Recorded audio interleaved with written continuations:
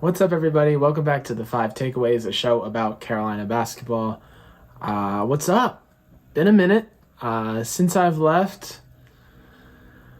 Carolina basketball has lost some games. I was out of town. I was doing other things. And so I just wasn't able to make these videos because they kind of take a while. I'm not even going to lie. Let's just jump right back into it. Carolina beat the Citadel yesterday by a score of 100-67. People got biscuits. Clutch 3 actually from the Biscuit Boys to get the job done there. Why are we shooting threes so competitively when we're up, 30 points? Again, they're not free biscuits. It's a $2-for-$1 deal. I like Bojangles. These people just lose their mind. I would love to do a study on how many people actually go and get biscuits the day after. And does it apply to anyone? Other, people that weren't there, fans of other teams? How does this work? But yeah, anyways, big win. Yeah, they made some shots and Citadel was kind of close for a little bit in the first half. But yesterday was the first time where we felt like a number 1 overall team. And I know we're not even ranked anymore because of the losses that I haven't been talking about. To the point that I haven't even been watching the games enough to feel like I could say, oh, this is what went wrong and that's what went wrong. I watched the Indiana game. That was just, I called it. I knew we would never, ever, ever win that game. And I knew we would never win the Virginia Tech game either. I'm not sure if I called that one yet. The Alabama one in 4 overtimes and the Iowa State one, those you'd like to have back.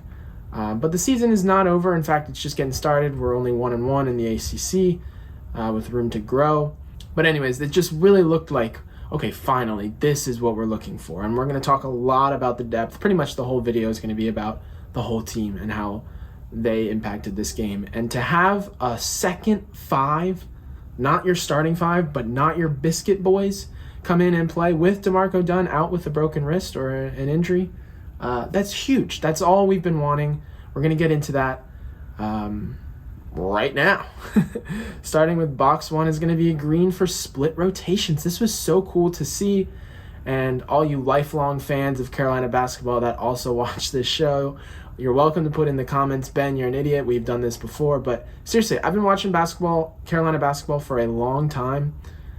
And I feel like I've never seen such a combination of offensive potency and just energy and defensive guy, right? How many times throughout the last 10, 15 years has it been, okay, our starters are taking a break, and these guys can hold their own, the subs, but where are we going to get points? Who's going to score for us?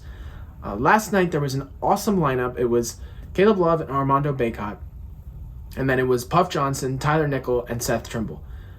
And so you have 2 bona fide, maybe our best offensive weapons. Well, we have a lot of offensive weapons in the starting lineup, but Armando and Caleb Love, if you need a bucket, those are some of the first guys you'd go to. And then, so that takes care of the offensive end. If we have the ball, we're going to look for Armando first, and if it's not there, then we'll have Caleb run our offense. And then if our second option isn't available, probably something has gone wrong, okay? And we're just going to have to throw up a shot if we even still have the ball. But on defense, we have the safety blanket of, Puff Johnson and Seth Trimble always being energy guys, being able to lock guys up, provide pressure on the perimeter, the energy, the defensive intensity we always talk about. And on the offensive end, to talk about the other 3 guys that aren't Caleb and Armando, they can stretch the floor. They can all hit threes, theoretically. Tyler Nickel did it all of last game. Puff Johnson, we know, can do it. Seth Trimble, he's just another guy out there that you can spread out. He doesn't take up space in the paint. So now we have someone on offense to focus on, and we have defensive cover. It's not we have to score every time because we're going to get blown by on the perimeter and we can't guard the 3. No, we can do that. And we have the offense. Awesome. The split rotation's perfect. You don't have to put all your starters in or then a full bench team.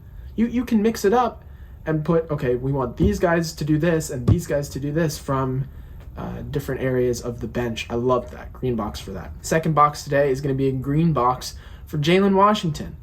I know this wasn't his first game back. I think he's officially debuted against Georgia Tech. Again, I'm sorry, I really haven't been watching a lot lately. 6 points in 6 minutes for Jalen Washington. No rebounds, which is kind of crazy, but it just looks good, and I'm glad to see him out there. I thought he was going to be a rookie to watch in the ACC this year. I didn't realize his injury was going to keep him out for as long as it did. And I understand he hasn't played basketball in basically two full years, missing his senior year of high school as well with this injury. So maybe I expected a little bit too much of him, but I just love him. I think he's a great guy. Awesome talent to have to back up Armando and Pete Nance. I hope we continue to take the training wheels off of him and put him in more and more game time situations, give him more minutes. And I'm just super excited to see what he can do this year. Green box for Jalen Washington. First time I'd seen him play. We have another green box for Dontrez Styles. Now, Dontrez Styles was who I was projecting above DeMarco Dunn and even above Puff Johnson at the beginning of the year to be our sixth man or be our non-starter guy. In the March Madness run last year, he, over DeMarco Dunn, seemed to be getting the more minutes, and he hit that crucial three in the Baylor game to stave off that incredible Dylan-inspired Baylor run. And then it just hasn't materialized this year. He's played some minutes, but DeMarco Dunn was getting more and more time. Puff Johnson comes back. He's getting more time as well.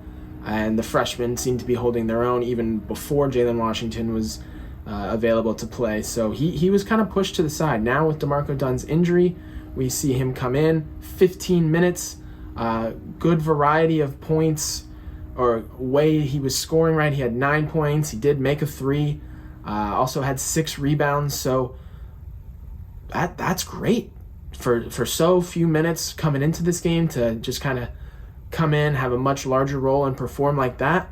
Makes me feel a little validated. I hope he can, take that and feel encouraged, if he wasn't getting minutes early. Yeah, I just liked what I saw from Dontrez Styles, and I was happy to see him playing, period. So, green box for Dontrez Styles.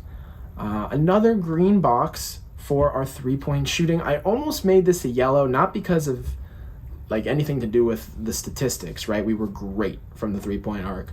50% in the second half, 8 for 16. That'll probably never happen again for the rest of the season, although we were 47% from three in the first half, so finishing at about 48% overall. I almost made it a yellow, though, because I just wanted to be cautious that this can't possibly happen every game. I mean, that was ridiculous. The step-back threes. We had kids coming off the bench making threes. We had Biscuit Boys with time winding down at 97 points making contested threes. I mean, everything seemed to be falling for us from behind the arc.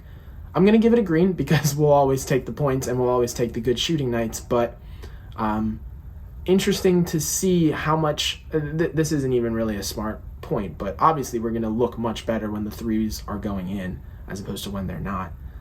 But you hate to see how wide the gap truly is. I mean, it's obviously points on the scoreboard. It's also psychological. It seems like we play better on defense. Guys are more motivated, making the extra pass. Floor spacing opens up because you got to guard more weapons because everybody seems to be hot from behind the arc. We've definitely played in games this season where the threes haven't been going in and we looked bad. So it's nice to finally have a time where the threes do go in and we look good. But again, the difference between, oh wow, the threes are above average and we look like how we thought we would look versus the threes are below average, which is happening more consistently, and we look like an unranked team. Something to keep in mind. But overall, I had to make a point of it. Awesome from the three-point arc. So green box for that. And our final green box, fifth box today, is going to be a green for Tyler Nickel. 19 minutes from Tyler Nickel. He shot 50% from the field. He had 16 points, 3 rebounds, and he was 3 for 8 from behind the arc. 8 threes is a lot for Tyler Nickel, but he started making some towards the end in the second half, and he was feeling it, and good for him. This was kind of a, sub video, I guess. I'm going to have to use a lot more faces for these green boxes in the editing room. But I just wanted to point out Tyler Nickel, he seems to be a good player. He's kind of big. He was active defensively, got a fast break, steal, turnover, turned it into a dunk. He could shoot the three, as I was mentioning. Just another piece, right? And I'll bring it back to what I was saying at the start. You have your starting 5 4 of which played in the last game of the season last year, and you add a grad transfer who looks good. I didn't give him a box, but Pete Nance, he's just good. So you have that starting 5, which should, on paper, compete with anyone in the country. Then you have this second 5 that's been developed, and it's not the end of the bench, come in with 30 seconds left. No. This is Tyler Nickel, who we just talked about. This is Seth Trimble, who kind of is more of a glue guy, does a lot of the little things. This is Puff Johnson, who we know is our 3-and-D key. This is Jalen Washington, coming off the bench, providing the size, still getting into the flow. And this is Dontre Styles, who we also talked about today, who can give you, 9 and 6 in 15 minutes. It's a bit smaller, but it's still a second 5. So that's now 10 guys, 5 who can run with anyone, 5 who are solid, young and inexperienced, but solid, can theoretically give you good minutes. We've got DeMarco Dunn injured, who we can throw back in the fold. My point is this depth, these 10 guys. Wow. When have we seen this under Hubert Davis? Never. The possibilities after looking at that game, albeit against the Citadel, seem endless. It seems like we have 10 competitive guys ready to go for the Tar Heels. So super exciting. I believe we play in the college football playoff in basketball coming up with both Ohio State and then Michigan as our next 2 games, Ohio State being on Saturday. Here it is right here. I have it pulled up and I act like I don't even know. Yeah, we play Ohio State on Saturday, and then Wednesday we play Michigan. You got to feel good about what you saw today. Yes, the competition was lower, but how many times in the first 4 or 5 games of the season did we say, this competition isn't great and we're struggling? Loved what I saw. Glad to be back. Thanks for keeping the place afloat for me while I was gone. YouTube, all the creators out there picking up for my slack. I appreciate you. And looking forward to getting back in the swing of things and taking on the best of the Big Ten. Go Heels.